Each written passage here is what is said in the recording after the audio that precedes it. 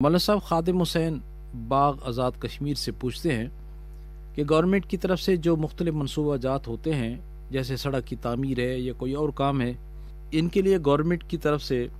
جو رقم کام کرنے والے وصول کرتے ہیں، اس میں سے کام کی تکمیل کے بعد جو رقم بچ جائے اسے ذاتی استعمال میں لا سکتے ہیں یا نہیں؟ کیونکہ ان کاموں کے پیچھے کافی دوڑ دھوپ اور محنت کرتے ہیں، تو برائے مہربانی رہنمائی فرما دیں۔ بسم اللہ الرحمن الرحیم، الحمد للہ رب العالمین والصلاة والسلام علی سید الانبیاء والمرسلین نبینا محمد وعلی آلہ وصحبہ اجمعین، اما بعد۔ جناب خادم حسین صاحب باغ آزاد کشمیر سے و باقی سامعین کرام، اس مسئلے کو مختلف پہلوؤں سے ذرا تفصیل کے ساتھ سمجھنے کی ضرورت ہے۔ سب سے پہلے تو اس بات کو ذہن میں رکھے کہ اس طرح کے حکومتی منصوبے اور پروجیکٹس یہ قوم کی اجتماعی امانت ہیں، لہٰذا کسی بھی بندے کو ان منصوبوں پر کسی بھی حیثیت سے جس صورت میں بھی کام کرنے کا موقع ملے، اسے امانت کی حفاظت کے احساس اور تصور کے ساتھ ان منصوبوں پر کام کرنا چاہیے، اور کوئی بھی ایسا کام نہیں کرنا چاہیے جو قوم اور ملت کے ساتھ دھوکہ دہی اور خیانت کے زمرے میں آتا ہو۔ اس لیے کہ رسول کریم صلی اللہ علیہ وسلم کا ارشاد گرامی ہے، من غشنا فلیس منا، جو ہمیں یعنی مسلمانوں کو دھوکہ دے وہ ہم میں سے نہیں۔ آپ نے سکیموں اور منصوبوں سے بچے ہوئے پیسوں کے ذاتی استعمال میں لانے کے حوالے سے پوچھا ہے، تو عرض یہ ہے، اس طرح کے منصوبوں پر کام کروانے کے کئی ایک طریقے اور صورتیں ہیں۔ ایک تو یہ ہے کہ گورنمنٹ مختلف محکموں کے ذریعے منصوبے مشتہر کرواتی ہے۔ ہر محکمہ منصوبے کی نوعیت، مدت تکمیل، معیار اور مقدار اور لاگت وغیرہ تمام تفصیلات پر مشتمل اشتہار دیتا ہے، اور گورنمنٹ کے منظور شدہ ٹھیکیداروں، افراد یا اداروں سے ٹینڈر میں حصہ لینے کی دلچسپی رکھنے والوں کو کاغذات جمع کرنے کو کہا جاتا ہے، اور ان کاغذات کو پھر ایک مقررہ وقت پہ سب کے سامنے کھول کر جو سستا ترین ریٹ جس نے دیا ہو اسے ٹھیکہ ملتا ہے۔ اس صورت میں اگر اس ٹھیکیدار نے کام مکمل کروایا اور کچھ رقم کی بچت ہو جائے تو اس رقم کا اس کے لیے ذاتی استعمال حلال ہونے میں کوئی شبہ نہیں ہے، لیکن شرط یہ ہے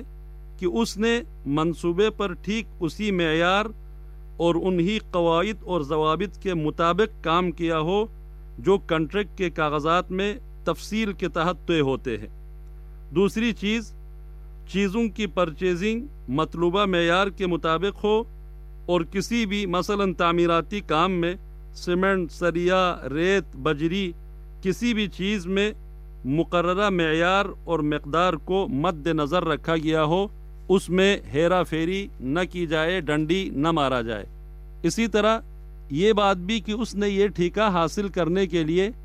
محکمے کے متعلقہ مجاز آفیسران اور ان کے کارندوں کو کوئی رشوت وغیرہ نہ دیا ہو،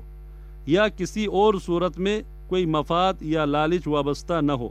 اور اسی طرح اس ٹھیکیدار نے یہ کام یا ٹھیکہ حاصل کرنے کے لیے کاغذات میں کوئی ہیرا پھیری نہ کی ہو، یا کسی مصنوعی اور فرضی کاغذات اور ڈاکومنٹس کی بنیاد پہ یہ کام حاصل نہ کیا ہو۔ کیونکہ ہمارے ہاں ایسا بھی بہت ہوتا ہے کہ ٹھیکہ لینے والا حقیقت میں ایک ہی آدمی ہوتا ہے یا ایک ہی کمپنی ہوتی ہے، مگر وہ ٹینڈر 3-4 فرضی کمپنیوں کے نام سے بھی جمع کرتا ہے، اور پھر ان غیر حقیقی فرضی کمپنیوں اور مصنوعی کمپنیوں کے کاغذات میں ریٹ بہت زیادہ لکھ دیتا ہے، اور ان کے مقابلے میں اپنے اصل کاغذات میں تھوڑا سا کم ریٹ لکھ کر دیتا ہے، جس کے نتیجے میں نسبتاً دوسروں سے کم ریٹ تصور کر کے اس کو ٹھیکہ دیا جاتا ہے، حالانکہ ہوتا اس کا وہ ریٹ بھی اصل لاگت سے بہت زیادہ بلکہ کئی گنا زیادہ ہوتا ہے۔ اس طرح لوگ سرکاری خزانے سے بغیر کسی استحقاق کے مال ہتھیا لیتے ہیں۔ اگر اس طرح کیا جاتا ہے تو پھر وہ سارا کا سارا اس کے لیے حرام ہوگا، جو خرچہ کیا ہے وہ بھی اور جو بچ گیا ہے وہ بھی، کیونکہ اس ٹھیکے کو حاصل کرنے کی بنیاد جھوٹ، مکر اور دھوکہ پر مبنی ہے۔